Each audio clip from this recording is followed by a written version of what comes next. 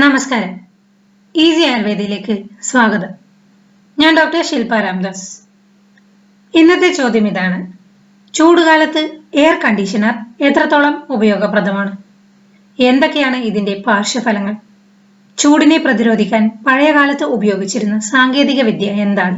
ചൂടിനെ പ്രതിരോധിക്കാൻ പുരാതന കാലങ്ങളിൽ ഉപയോഗിച്ചിരുന്ന വിവിധ രീതികൾ അഷ്ടാംഗഹൃദയം സൂത്രസ്ഥാനത്തിൽ വേനൽക്കാല ചര്യകൾ വിശദീകരിക്കുന്ന 3-ാം അധ്യായത്തിൽ വിവരിച്ചിട്ടുണ്ട്.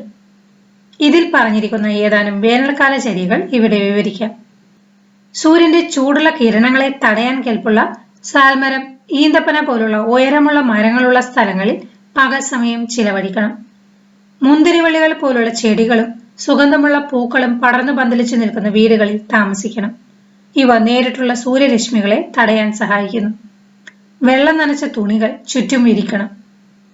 വാഴയില, താമരയുടെ ഇലകൾ, താമരപ്പൂവ് തുടങ്ങിയവ ഉപയോഗിച്ച് തയ്യാറാക്കിയതും അവയുടെ പൂക്കൾ വിതറിയതുമായ മൃദുവായ കട്ടിലിൽ ഉറങ്ങണം. രാമച്ചമിട്ട വെള്ളമുള്ള നീരുറവകളാൽ തണുപ്പിച്ച വീടിനുള്ളിൽ പകൽ സമയം ചിലവഴിക്കണം. രാത്രിയിൽ ടെറസിൽ നിലാവെളിച്ചത്തിനടിയിൽ ഉറങ്ങണം.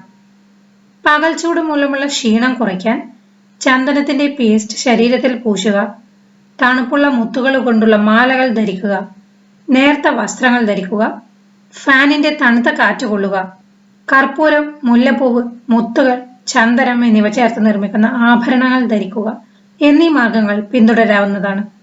പണ്ടുകാലത്ത് എയർ കണ്ടീഷണർ ലഭ്യമല്ലായിരുന്നുവെങ്കിലും ശരീരത്തെ തണുപ്പിക്കാൻ ഈ പ്രകൃതിദത്ത മാർഗങ്ങൾ നിർദ്ദേശിക്കപ്പെട്ടിരുന്നു. മാറുന്ന കാലത്തിനനുസരിച്ച് കൊടും ചൂടുള്ള കാലാവസ്ഥയിൽ എയർ കണ്ടീഷണർ ഉപയോഗിക്കുന്നത് ഒരു മോശം കാര്യമല്ല. എന്നാൽ ആധുനിക എയർ കണ്ടീഷണറുകൾക്ക് ചില പാർശ്വഫലങ്ങളും ഉണ്ട്. എയർ കണ്ടീഷണറുകളുടെ നിരന്തരമായ ഉപയോഗം വാത, കഫദോഷ സംബന്ധമായ അസുഖങ്ങൾക്ക് കാരണമാകും. ക്ഷീണം, ചർമ്മ വരൾച്ച, ശരീരവേദന വർദ്ധിക്കുക, പനി, അടഞ്ഞ അന്തരീക്ഷം കാരണം വൈറൽ അണുബാധ അതിവേഗം പടരുക തുടങ്ങിയവ വാതദോഷ അസന്തുലിതാവസ്ഥ മൂലം ഉണ്ടാകുന്ന ബുദ്ധിമുട്ടുകളാണ്. കഫദോഷവുമായി ബന്ധപ്പെട്ട പ്രശ്നങ്ങൾ പറയുകയാണെങ്കിൽ ജലദോഷം, മൂക്കൊലിപ്പ്, സന്ധികൾക്കുണ്ടാകുന്ന പീഡിത്തം തുടങ്ങിയവ ഉദാഹരണങ്ങളായി എടുക്കാം. വാതകഫദോഷ വർധനവിൽ ചുമ, ശ്വസന പ്രശ്നങ്ങൾ, COVID-19 പോലുള്ള രോഗങ്ങൾ തുടങ്ങിയവ ഉൾപ്പെടുത്താം. നിരവധി ദോഷങ്ങളുണ്ടെങ്കിലും എയർ കണ്ടീഷണറുകൾക്ക് എടുത്തു പറയേണ്ട ചില ഗുണങ്ങളുമുണ്ട്. അതിന്റെ ഫിൽറ്ററുകൾ വായു ശുദ്ധീകരിക്കുന്നു.